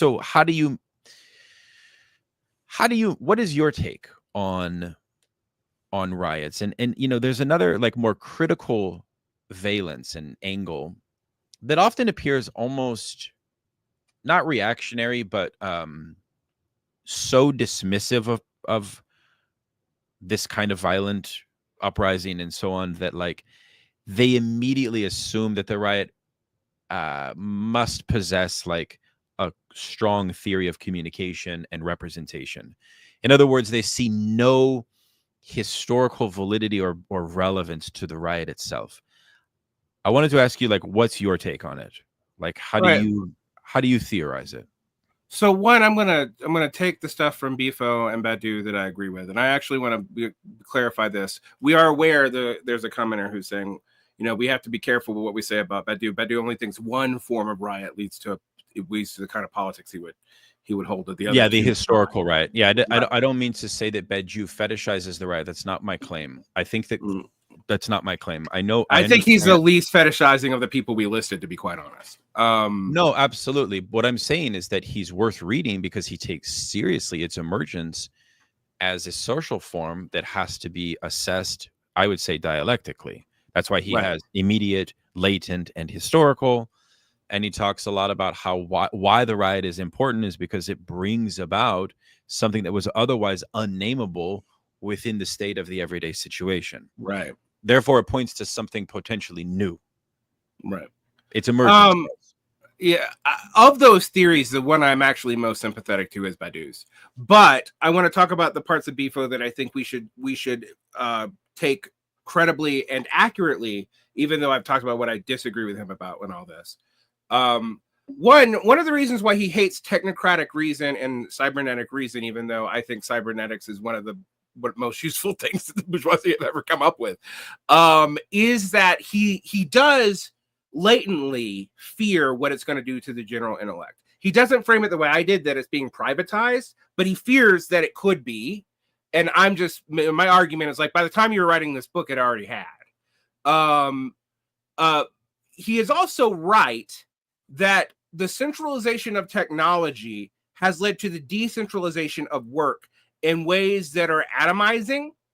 Like, and you see this in the turn to the service industry, which is small shop. You see this in the turn to, in neoliberalism, one of the ironies of how it created market profitability was financialization. But another thing that it did was busting up monopolies and Fordist monopolies in a way that made a lot more of the economy act like petite bourgeois actors. Nicholas Villarreal talks about this, and I think he convinced me that that's part of what neoliberalism did that we didn't really look at as Marxist. And so if you take that to its logical extension, the gigification of parts of the economy is the logical extension of that. We already saw that prior to the technological introductions in the aughts and late 90s, when more and more things were moving from formal labor to contract work. So it's not just a technological innovation, it's also a social change. He's right about that. That leads to an atomized proletariat that is not used to interacting with large sections of itself, and often doesn't know how to interact with large sections of itself, except through spectacality. This is the Guy Debord thing, but flipped, because in Society of the Spectacle is the Marshall McLuhan spectacle. It's the manipulative spectacle. It's spectacle projected upon you by the ideological and repressive apparatuses of capital and the state. But in notes on Society of comments on Society of Spectacle, forget the exact title in English, you start getting the hints that he's seeing that this is actually flipping, and we're becoming participants in that spectacular commodification. But he didn't live in a time where that was more thoroughly commodified, through the internet, through the foreclosing of even commercial public, like commercial public land, like malls going away and being fragmented because technology allowed them to be fragmented. So that part of BIFO, that part of even communization theory, that beginning observation that increased organic capacity of capital, and that's a very funny way that Marx says the increased amount of machinery as fixed capital will lower socially necessary labor time to the point that you need less and less laborers to do things. You will never get to full automation because that would not be profitable. And that does create a harder proletariat to organize, one that is more reactive than organized. I think that is true. Where I can't go with them is the idea that the riot instantiates the institutions that we're going to need to overcome this. It seems to me that Badiou is a little bit right here, that the riot does create a space for something new, but what is not really thought about by these left populist and post-Marxist thinkers, or I don't know that I would call Bifo post-Marxist, but he's got a lot of post-Marxist influence, is that we're not the only social force that can take advantage of the new. People brought up, the way people recognize this is misidentifying riots as conspiracies because they're immediately astroturfed. So we already see the Walton heiress who is supporting No Kings also throw aid towards the riots. We saw that with NGOs and Black Lives Matter too, and we saw that immediately recuperate the riots, right? Now, in almost all of these cases, the initiating incident has nothing to do with No Kings. It was literally a community response with no money. That's what starts it. The feedback loop that happens immediately thereafter is both the state and other actors start trying to control or redirect the parts of the riot. And this is where Clover's notion of the community part of the riot is important, because those are the people you're going to redirect. What did we do with Black Lives Matter? We immediately recuperated it to DI. Then now both left and right read DEI as the framework of understanding racialization amongst the poor, going all the way back to the fucking 40s now, even though it's really only a framework and event that emerged in the last decade, and barely that. And it is one from HR. Here you guys, you'll hear right-wingers attack the civil rights movement as getting rid of DI, and then you'll hear left readers defend DI as an expression of the civil rights movement, even though it's a specific corporate recuperation. So the fact that the riot is new does not mean that it is inherently anti-systemic or inherently anti-capitalist. That is being projected on an event that does not yet have that valence. This is why Badiou's point about the historical riot is important, because that's one that you couldn't recuperate. That's why it has remained historic. Exactly. Which is, the Paris Commune sent global, in order for a historical riot to have a lasting presence, its condition must have a universalizability. And there must therefore be a kind of decision that's imminently made on it, that then from that decision, a kind of political taxonomy or ideology would then derive. In other words, this is why we look at the Paris Commune, or you could associate people's responses to it as extremely telling and informative regarding the political values that they hold, right? And incidentally, I love the comparison between Marx's immediate reaction to the Commune and Nietzsche's immediate reaction to the Commune. I talk about this in my book. You couldn't see something more polar opposite. And I think it's symptomatic. And it is interesting, Derick, in the sense that while we don't want to fetishize surplus populations for obvious reasons, I don't know. How do we obvious to everybody, explain? Daniel. How do we you might want to say explain? why it's obvious, but Well, let's explain why. I mean, I think on the one hand, Christianity right, possesses a kind of spontaneous ideology, which, if it could shrug off its Red Scare baggage, would have a kind of natural solidarity with this population and so on, at least at the level of suffering. But we're not thinking politics as great utilitarians. We're not, in other words, one of Marx's great insights is not to repeat the errors of the utopian socialists, who would privilege the element of suffering and isolate the element of suffering and valorize the suffering of that class. No, I think that the theory of exploitation allows us to be far more strategic in a certain way. Knowing full well that when push comes to shove, outside of the context of this glorious uprising, the day-to-day social reproductive realities of surplus populations. Why did Rodney King riots begin in inter-ethnic conflict, but end, as Mike Davis mentions, as I mentioned earlier, with like all of these like oaths of peace amongst themselves? I mean, it's buying the social peace is what it is. I mean, we have to. Well, no, wait. It's not. That's not necessarily what Davis says. Davis says that what happened was, the act of looting. It may sound a little strange. I'll put a link to the article. The act of looting and persecution by the state produced the negative conditions of solidarity amongst the class positions and subject positions that took place in Rodney King riots. Yes. Okay. I agree with that.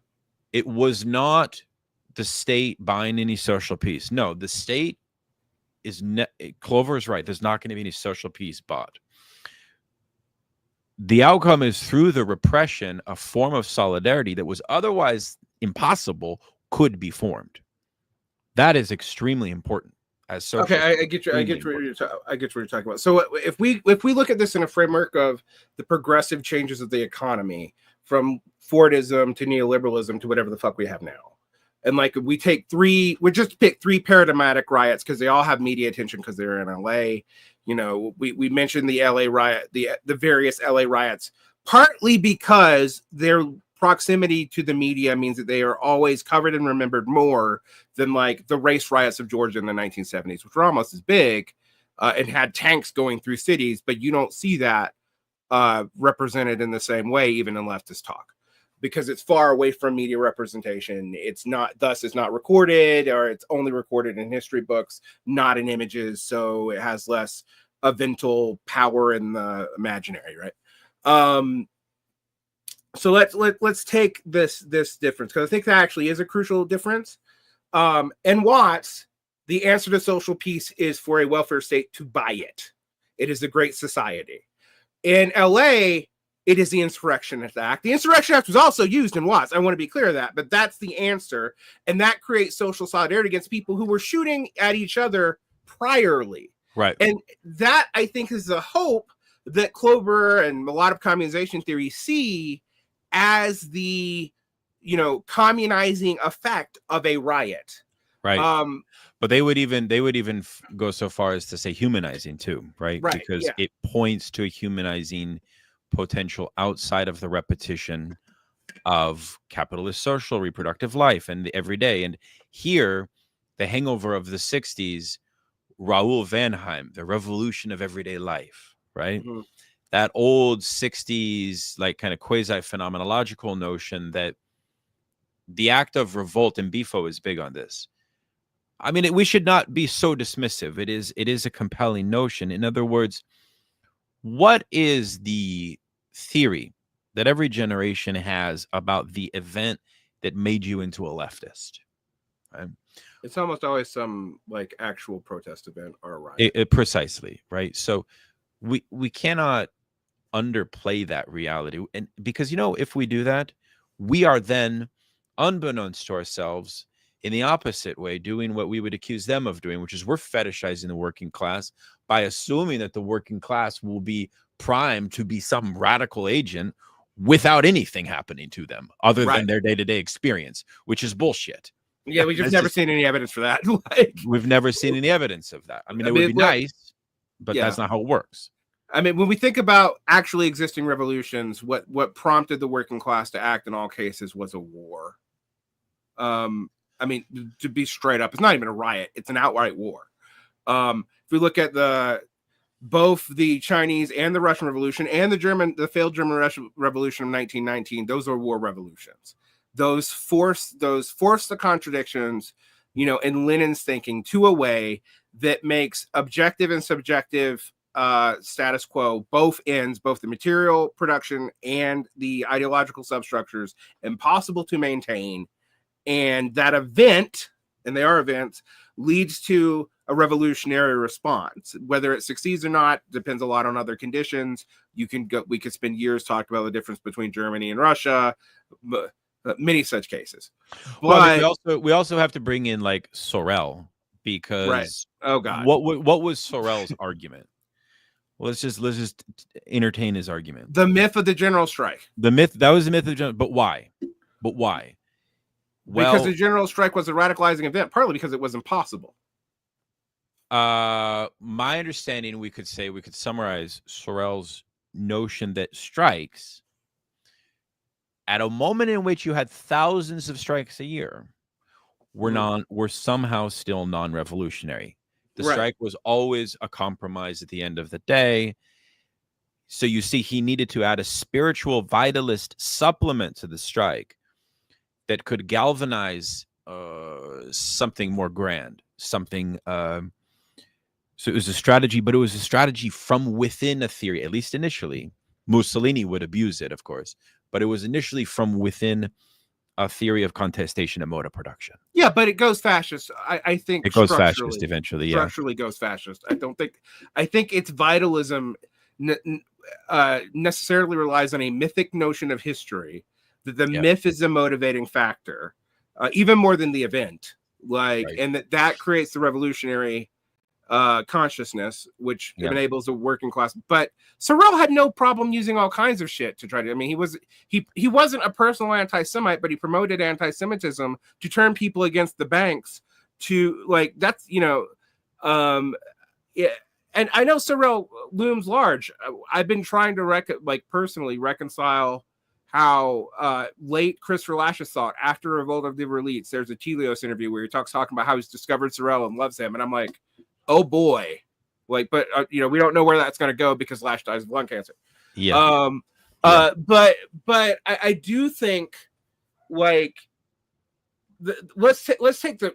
do the whole rational core thing. What's the rational core of Sorel that we can agree with?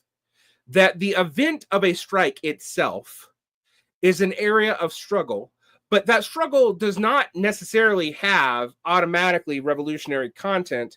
And I would say why is that even though a union is the organ of worker self-government, both formally and informally, historically, it is always limited to a firm or to an industry and not to general society. So how do you have a revolution that changes the mode of production when you are only operating, even as your self-governance, within an area or sector of it? And so, that's why we needed the party. That's why the party, trade union consciousness would eventually either lead to reformism or revolutionary consciousness. It would have to cut one way or the other because the contradiction of being limited to the site of the firm. Yeah. Well, that's why the myth of the general strike was meant to be a contagion element, which if you look at a lot of bourgeois theorists at the time, and even Freud's work on group psychology is partially responding to this. Even though the Spartacist uprising of 1920 failed, it did represent a contagion event where a systemic I forget his name, but somebody could maybe look it up in the chat. But Alberto Toscano is very fond of a particular obscure Italian Marxist thinker, Furio Jesse, and he has this very, very important essay about the Spartacist uprising through the lens of myth. It's not quite Sorel, but he analyzes Bertolt Brecht's Drummers of the Night, which is about this uprising, and it's about like the conditions of myth that allowed for this sort of totalizing or generalizing thing. Because I mean, the closest we probably got to that in the United States historically was something like the IWW, Right. who held to something similar, right? And I've always in my mind felt that this is strategically the way to go, especially now with the decline of labor unions. There has to be some conception here where I think we both agree that the Jasper's notion of this kind of post-insurrectionary party formation seems to me it just seems vague to me. I mean, I would have to read the new book more closely to know, but yeah, I'll have to hopefully bring him on the show to interview him on this and go through this with him, because I do have many things about his work that I do respect. Thank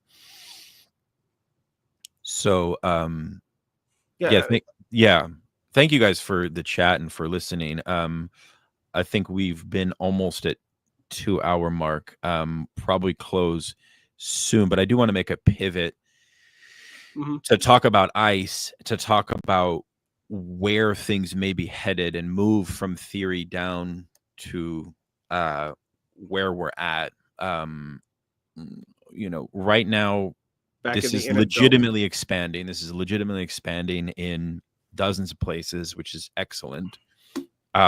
This is the first, I would say, this concept in psychoanalysis of a latency period. It's like you have a traumatic event, but it actually has the reaction to it takes time. What we may be witnessing, and I want your take, is the first signs of a latency period from the chaos of the last 6 months, because he's been around for 6 months now. Trump part 2, right? Which means that we could see this as a spark, and this might be an ideal situation, where we have a receptacle of a confluence of a series of social antagonisms drilled into one, right? Yeah. And so, what starts as an anti-immigration riot has an element of a race riot, has an element of a bread riot, has an element of a surplus population riot, has an element of X, and so on and so on. Does that sound plausible? What's your take? I mean, my take is during this latency period, we've seen a bunch of them in the last 20 years. And this is one of the things I'm also sympathetic to Clover on. We see these riot cycles, they've increased worldwide. But a latency period in terms of psychoanalysis, I like to think about it in terms of just pathology, and infected pathology. Right. Like, it's open how this thing is going to develop. 100%. So when we deal with ICE, let's look at ICE for a second. We have known that the most legally lawless parts of the government are ICE and border control, because the constitutional limitations on them are thinner. They just are. We've also seen the informalization of ICE. So people have commented, they're covering their face, they're doing that, but like, they have massively increased their numbers without having time to train people. Since they're not presenting normal formal legal documents, we don't even know who they are. They're easily mimicable. That does feel like a new development in America. Not that there hasn't been like paramilitary forces that had ties to formal elements of the state in the past. The Klan and the Confederacy, blah blah blah blah blah. Like the Klan and the what's your analysis of that from a strategic and spectacle point of view on the position of Trump? What is that meant to signal? He has found himself weaker in the international arena than he thought. And I mean, this is like, if you look at for the so-called Mar-a-Lago Accords, he does not have the capacity to control the bond markets, international investors in a way that would allow that to happen. All right. For those of you who don't know what that means, that's this idea that you could devalue the dollar, but not lose U.S. dollar hegemony by lowering the dollar's value for exports, thus bringing back more imports and increasing your export-import ratio. There's no clear evidence that would actually even increase GDP, but it might. It would make, if he wasn't the issue with it is his two biggest targets, the ones where he can actually affect, are also the two pieces that you need for a Fortress North America to work, which is Canada and Mexico. And the other issue is it's dependent on Europe not producing its own military technology. It's dependent on it buying ours, which it's not really doing in the same way, even though it's remilitarizing. So would you say there's also a residual effect of a sort of wartime dimension, which has almost a mimetic effect on the intensification of policing? And I mean specifically Gaza, to a lesser extent Ukraine. The fact that this is pumped into our media on a daily basis probably has some residual normalizing effects that then it becomes imitated by the state. Do you know what I mean? Because the U.S. state is entangled in that. The U.S. state is committing the genocide there, right? There's ironically, this is bringing the war home in the opposite way that the people in the 1960s meant it. By that, it's not the initiation of the disruption of social peace here is actually not the rioters. It's actually the government. And that that's actually true even for the LA and Riots riot, but the scale is way different. Like, we're not talking about the crystallization of one single incident this time. We're talking about multiple incidents happening at once, coalescing, because the response to those organic things was both the federal government deciding it was going to nationalize the National Guard internally without invoking an Insurrections Act, which is a power move. But that does then subjectively bring us back to the question of, like, well, is this a result of pushing poor people to the fucking brink? I mean, yes. Have you been to the pharmacy lately? Why at Target are underwear and socks locked behind the barrier? Why are they locked up? Obvious reasons. It's wild, but like, looting is now a survivalist situation. If you live proximal to those communities, you know that looting is correlated to the cost of living crisis. Let's think about this in another way. I mean, even though that's a good point, but I think there's a more dramatic point. A third of all homeless people in California are employed, fully employed. 1/3? A third of all homeless people in California are employed. Like, that is nuts. So much so that there are now, like, places developing rules for you to have the ability to sleep in your car and not get harassed by police so you can work, as opposed to the people who are just sleeping in their car in general. And California is actually an interesting case for this, because California has no remnant of the Fordist infrastructure of the industrial period. California was not particularly industrial. Most of the West wasn't. So cities here were service oriented. They were resource extracted oriented. They were colonial outposts. But that what they weren't, for the most part, was hubs of industry, when that industry is not rentier industries like entertainment, but actual commodity production, which also means, like, the housing that came with that to keep that stable and all that, to buy, and I do think this was to buy social peace in New York, which survived even New York's bankruptcy in the 70s, does not exist in California, or Arizona, or New Mexico, or where I live in Utah. It does kind of exist in DC and New York, although it's weakening, and it's kind of exists in Chicago, although it's weakening. And the model for what that's going to look like is the industrial Midwest, where that Fordist infrastructure is completely gone because there's no financial capital to keep it going. And so you look at Detroit, you look at St. Louis, you look at, so these places have some of the highest murder rates in the world. I mean, like, well, not in the world, but in the developed world, they do. We make a lot about American violence, and the murder rate in the United States is high, but it's not that much higher than the developed world average when you're talking about the difference between 2 and 6%.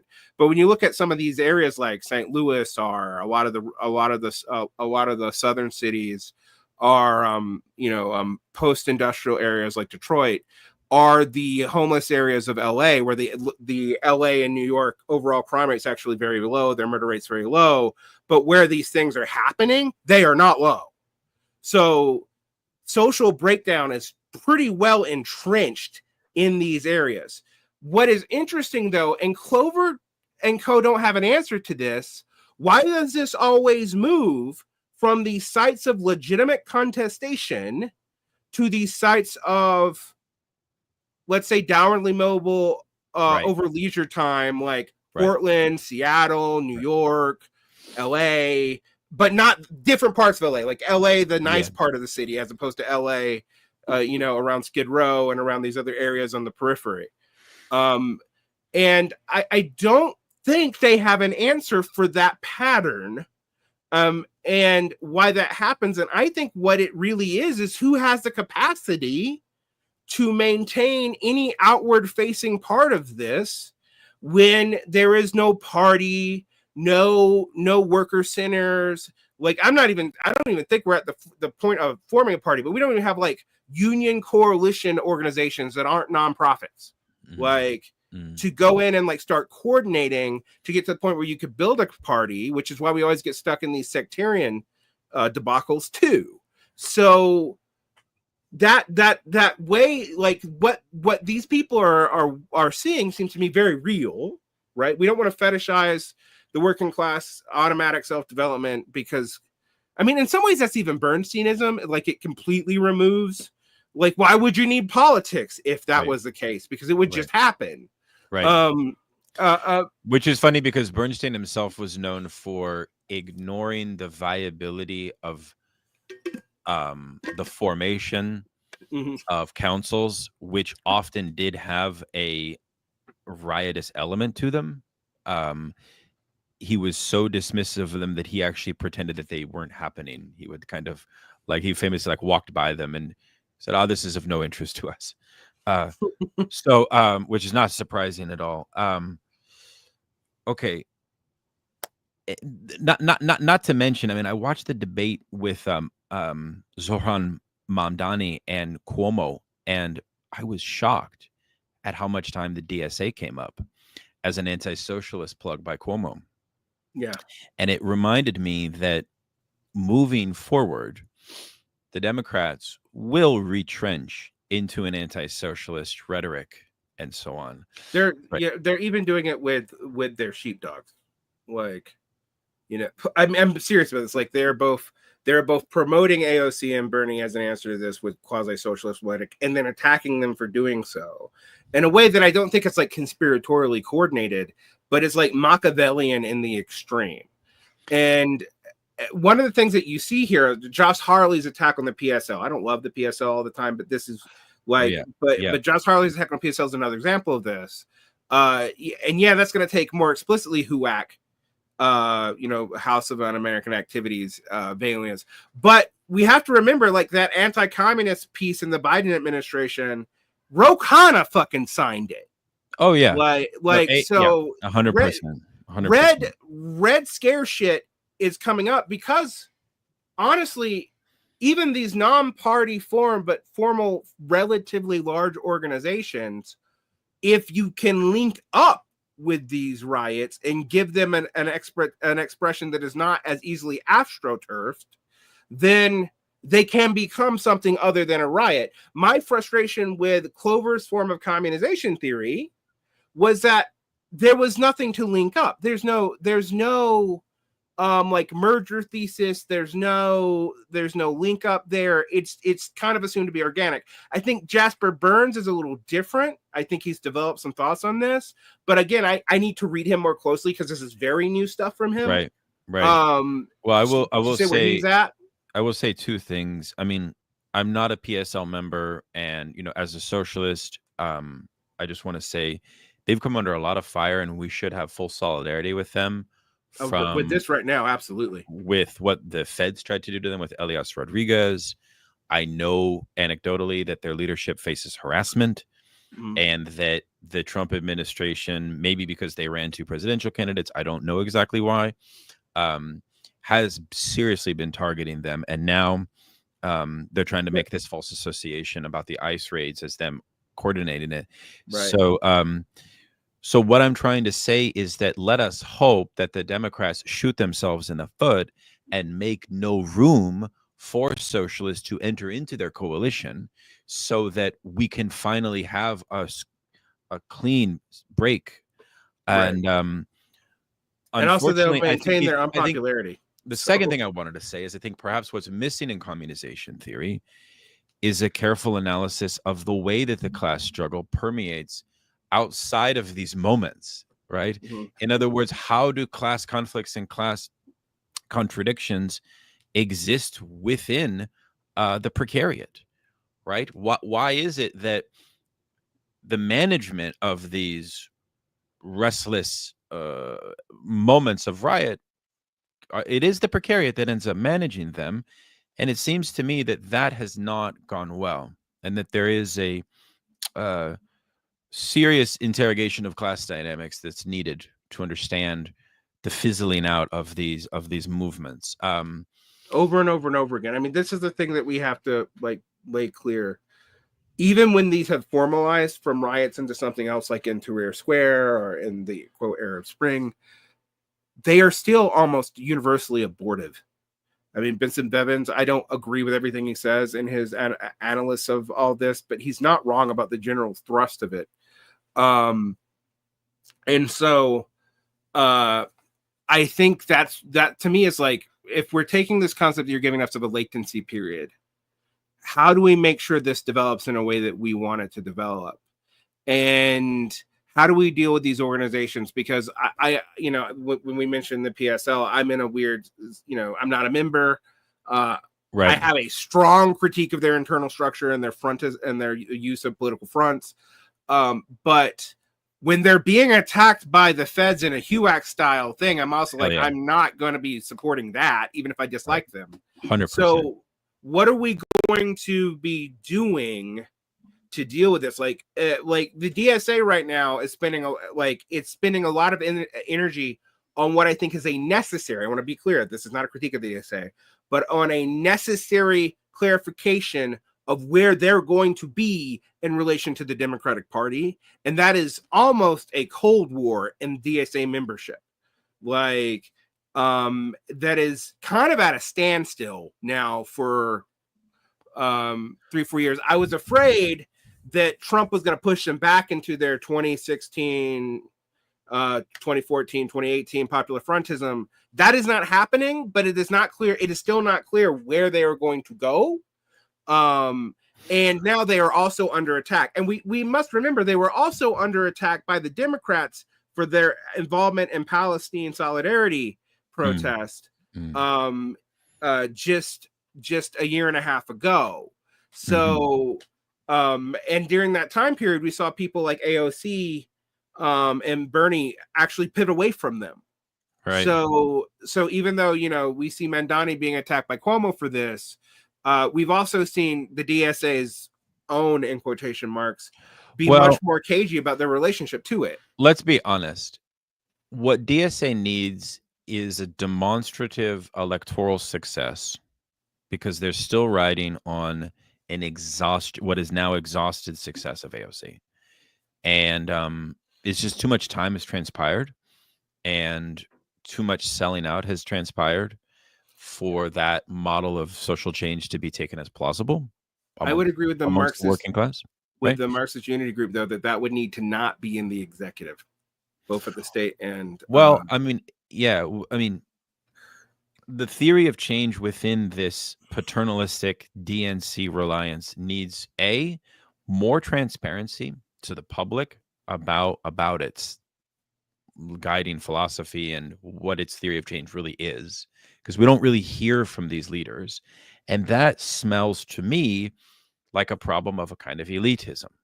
I would be more comfortable if these leaders were more vocal and engaged in more argumentative public displays where they were forced to defend their position.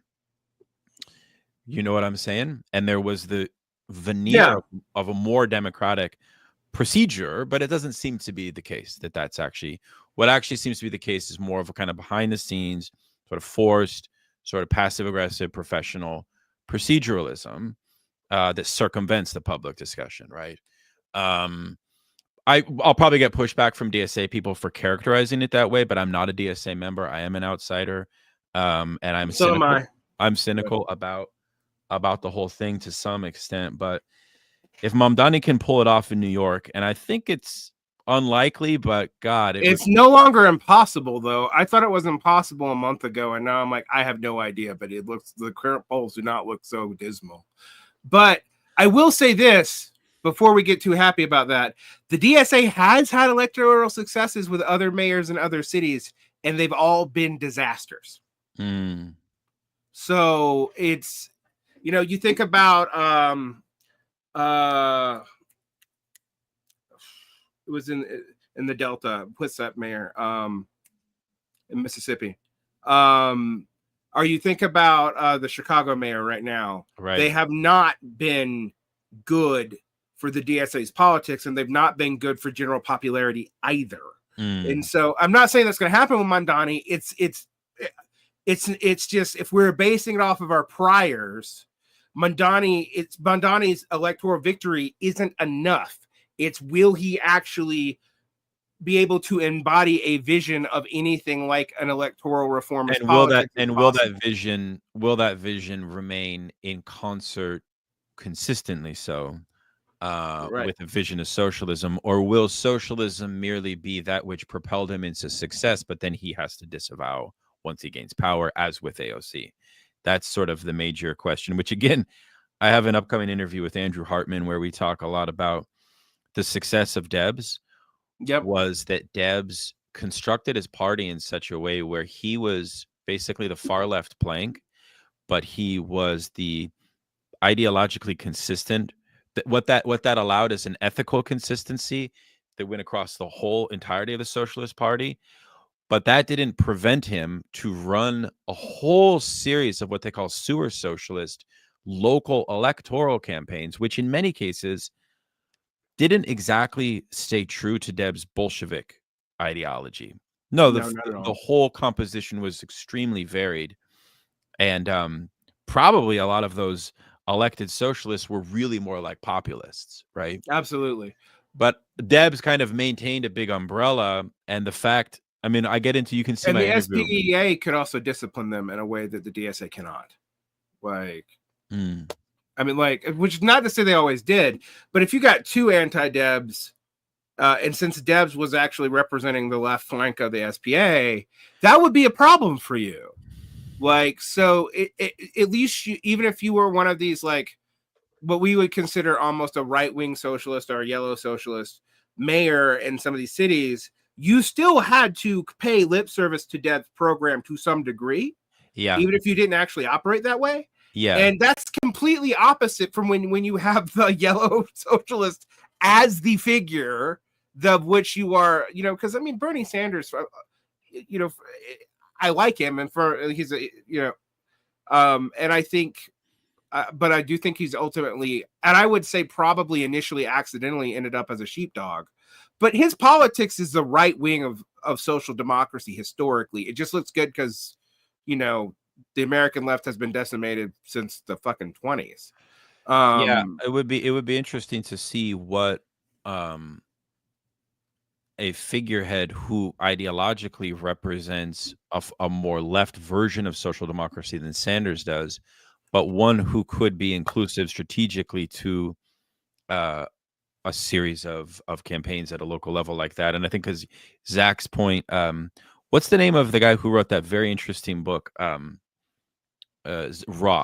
Jack Ross. Read The History of the Socialist Party by Ross, and he shows that from basically 1902-03 up through the First World War, you saw huge blossoming at a local level, which absolutely allowed for Debs to perform reasonably well as a socialist candidate in the 6 times that he ran or whatever. So I think it absolutely was essential for the wider strategy spreading socialism in America. And I think that Ross has some positive case studies. I don't know the names of the mayors off the top of my head, but it's worth looking at his book. I don't know if you've had Ross on your show. I don't have not. agree I with. have read his book, but I know he's writing an anti-communist book right now, so I'm a little bit. I know. I was going to say I found that him. he has a neoconservative bent, which is unfortunate, but he also has talent as a historian. So his book is whatever scholarly wise is interesting. It's great, but I actually tell people that, like, if you want to understand the Socialist Party of America from before Debs to Shachtman, that is the book you read. Like, it is. It's the best one. But it's a new work. So anyways, comrades, thank you, Derick, for coming on. Thank you, Varn, very much. Appreciate your insights as always. Stay tuned. I got a great interview coming up on Gramsci's theory of Bonapartism. That's super relevant today. Yeah, very relevant. It turns out Gramsci was one of the finest and most rigorous thinkers of Bonapartism in the history of Marxism. This is with a Gramsci scholar by the name of Francesca Antonini. And she's, speaking of scholarship, it's meticulously studied. I mean, she actually has memorized like the number of Gramsci's prison. Like, oh, that's in note number 36. Holy shit. Yeah. No. Her stuff is unparalleled. And she's actually a professor in Venice. So she's, it's very valuable. I have that. I got a great interview with Andrew Hartman coming out soon. They did a very great interview with Christoph Schuringa, who's written a book entitled The Social History of Analytic Philosophy. Mm-hmm.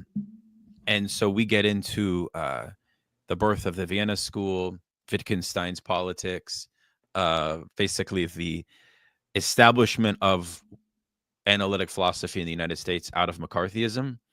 It's extremely interesting social history. So that'll be coming out next week. What do you have on the horizon, Derick, as we close? I've been interviewing a lot of non-Marxists lately, almost as a symptomatic. I've had some very strange interviews with some people about like systems, applying biological systems to politics. Another one about social justice and financial stability, where the advocate ended up just like basically encouraging everybody to be a part-time petite bourgeois person. And I was like, okay, well, that's great. But I also have coming up interviews on with Comrade Hamilton and Ben Burgess debating developmentalism and third worldism. We are also I have an interview with Emil and Kate of Dystopia Now that I'm still trying to pin down an exact date for, but it's been agreed to talk about what the tech industry's weird ideology really is right now, and how also the Democrats are falling prey to a cleaned up version of it. So we're getting bad cop and Curtis Yarvin and good cop and Ezra Klein and Matthew Iglesias. Right. And I also where the dark enlightenment meets abundance. Yep, exactly. That's what we're going to be focusing in on. Maybe you can give that the title. Yeah, because I think it's real. Actually, I think there is a direct corollary there. I don't even think that's not even conspiratorial. It's messed up. That's just that's terrible. We got to end on a better note than that. But I'm also going to be covering a lot more of Marxist history and a lot of the controversies around it.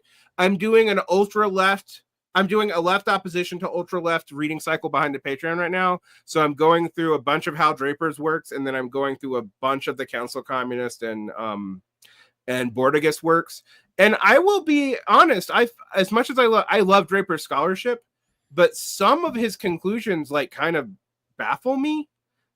Particularly since he's a Trotskyist, but like he's the only Trotskyist I know who doesn't seem like Lenin very much, like at all. Which you pick up a little bit in his criticisms of Lenin and Dictatorship of the Proletariat from Marx and Lenin. You really pick it up on his writings on Hal Draper's writing on revolutionary defeatism, because he's just brutal.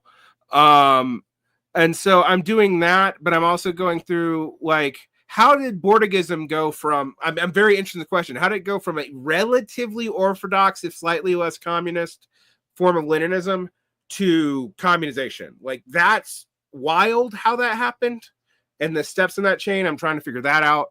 And I'm also talking about William Vollmann's discussions of violence and what a non-communist thinks about. I love. Yeah. Have you ever read you bright, beautiful angels? What's it called? It's this really bonkers, almost like Kafka style, psychedelic book. You bright risen angels. Oh yes, I have. I really like, that's one of my favorites of his. But you're talking about Rising Up and Rising Down. I'm going through the unedited, unabridged version. I'm not doing the whole thing, obviously. Which is basically Vollmann's escapades around the world in like war zones. Right. Because it feels relevant right now. Don't know why. I know we didn't even talk about Israel and Iran, but you know, I have a section on my YouTube channel on Israel, and you know, it's absolute essential to have full solidarity with the Palestinian solidarity movement at this time. And stay tuned for future episodes on that, by the way. So anyways, comrades, happy Friday. Cheers to Derick Varn. Thank you for your insights and time. And we'll close it here, y'all. Peace out.